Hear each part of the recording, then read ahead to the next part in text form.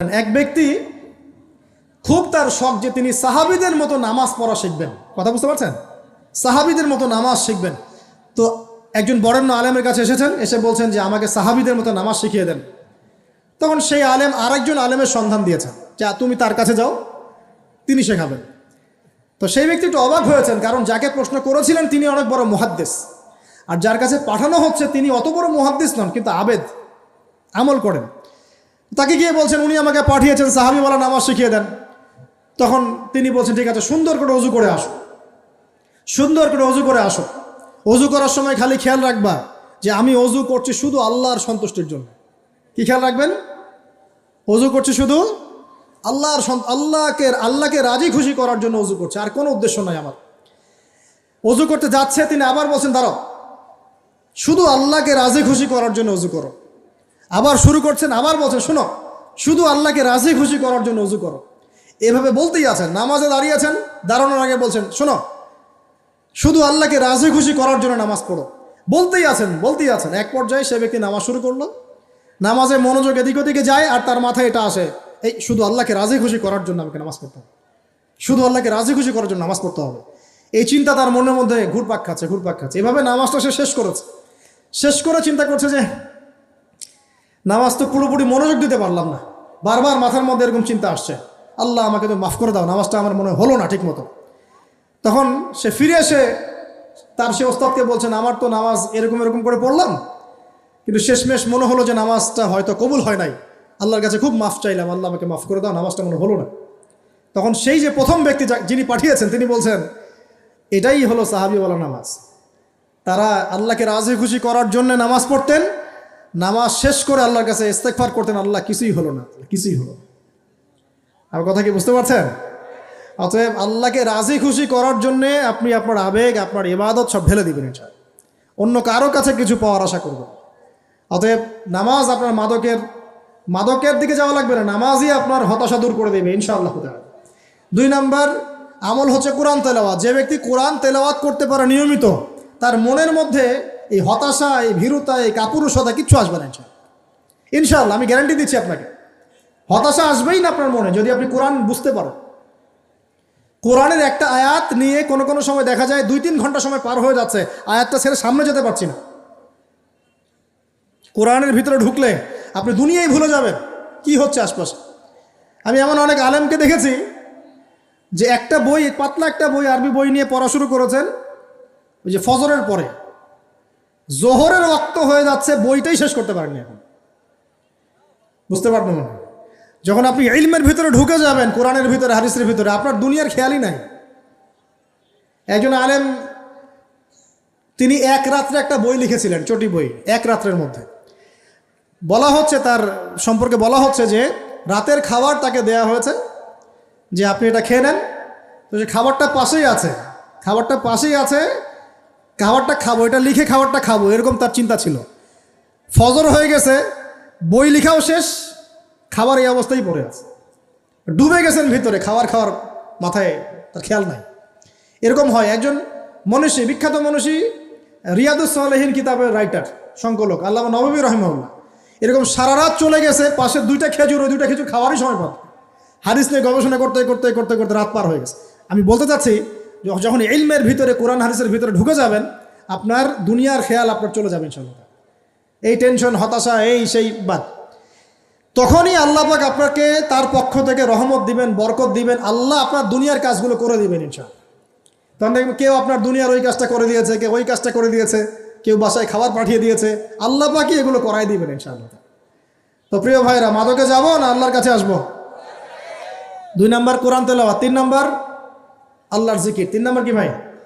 আল্লাহর জিকির। চলতে ফিরতে সব সময় মুখ চলতে থাকবে, মুখ না চললেও মন তাজা থাকবে, মনে জিকির হতে থাকবে। মনে জিকির করতে পারেন?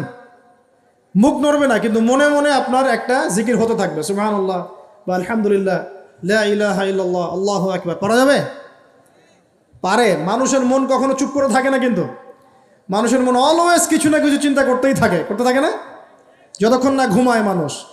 তো প্রিয় ভাইরা, বেশি জিকির করবো, সুবহানাল্লাহ, আলহামদুলিল্লাহ, লা ইলাহা ইল্লাল্লাহ, আল্লাহু আকবার, লা হাওলা ওয়ালা কুওয়াতা ইল্লা বিল্লাহ, এগুলো চলতে থাকবে। আল্লাহ পাক তৌফিক দান করুন, আমিন। আমরা আমাদের সমাজে যুবকদেরকে এরকম টিকটকে দেখছি, অনলাইনে আসক্ত দেখছি, জেনায় আসক্ত দেখছি, পর্নোগ্রাফিতে আসক্ত দেখছি। আমরা দেখছি আমাদের যুব সমাজকে মাদকে আসক্ত, কিশোর গ্যাংয়ে আসক্ত। এইগুলো কি আমাদের কাম্য ছিল ভাই?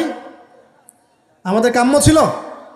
এই অবস্থায় কি যুব সমাজ আল্লাহ পাকের দিনের পতাকা হাতে নিয়ে আল্লাহর জমিনে দিন কায়েম করতে পারবে কি না? একটু আমাকে উত্তর দেন দেখি। এখন এই অবস্থায় পারবে?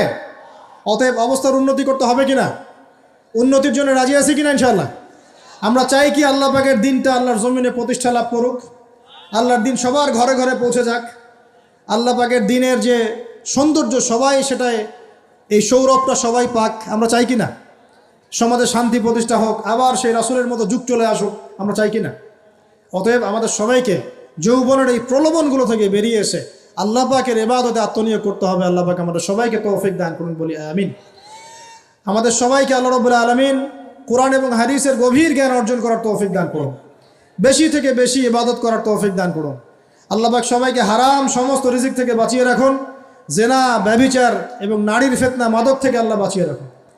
আল্লাহ পাক আমাদের সবাইকে হালাল রিজিক, হালাল সম্পর্ক যথেষ্ট করে দিন।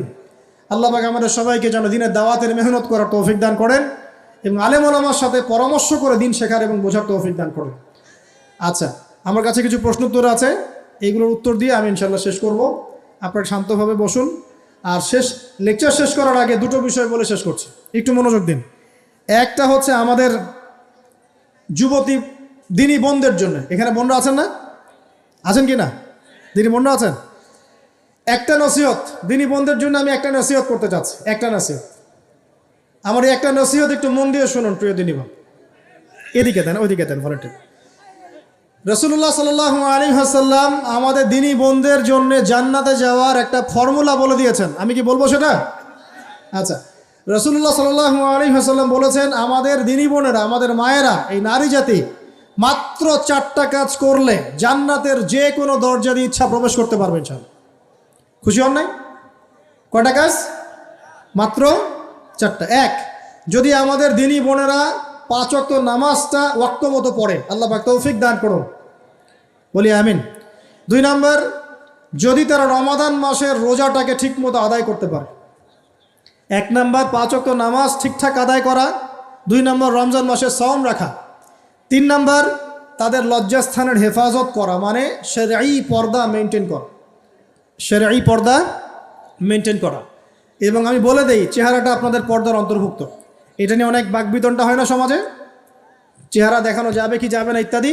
চেহারা আপনার পর্দার অন্তর্ভুক্ত বিষয়, ফুল স্টপ। এর উপরে ফতোয়া অনেকভাবে দিচ্ছে, কিন্তু বরেণ্য উলামায়ে কেরামের কিতাবগুলো ঘাটাঘাটি করেন, তাদের ফতোয়া হচ্ছে চেহারা আপনার পর্দার অন্তর্ভুক্ত বিষয়, চেহারা ঢেকে রাখবেন। আল্লাহ পাক তৌফিক দান করুন। চোখ থাকবে খোলা, ঠিক আছে। 4 নম্বর, স্বামীর আনুগত্য করতে হবে। স্বামীর আনুগত্য, এই যে আনুগত্য শব্দ শুনলেই মানুষের একটা মানে নেগেটিভ ধারণা তৈরি হতে পারে। স্বামীর আনুগত্য মানে কি আমি তার দাসত্ব করব? আনুগত্য মানে, প্রিয় দিনী বোন, আনুগত্য মানে দাসত্ব নয়। আনুগত্য মানে কোরআন সুন্নাহর যে বিধানগুলো আপনার স্বামী আপনাকে পালন করতে বলবে, আপনি সেগুলো করবেন, আপনি করতে বাধ্য। কিন্তু স্বামী যদি কোরআন সুন্নাহর বাইরে কিছু করতে বলে, সেটা মানতে আপনি বাধ্য নন। স্বামী যদি আপনাকে বলে যে সুদ খাও, এই সুদী এনজিওতে আসো, নাম লেখাও। স্বামী যদি আপনাকে বলে যে আসো বেপর্দায় বাইরে যাই, সাজুগুজু করে বের হও, চলো ঘুরে আসে বেপর্দায়।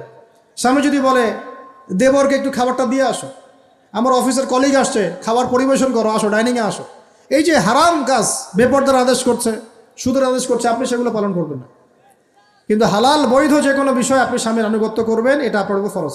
এই 4টা কাজ যদি আপনি করতে পারেন, জান্নাতের যে কোনো দরজা দিয়ে ইচ্ছা আপনি প্রবেশ করতে পারবেন ইনশাআল্লাহ। আল্লাহ পাক আমাদের দিনী বোনদেরকে এই 4টা কাজ করার তৌফিক দান করুন। আমাদের সবাইকে আল্লাহ পাক জান্নাতের জন্য কবুল করুন, বলি আমিন।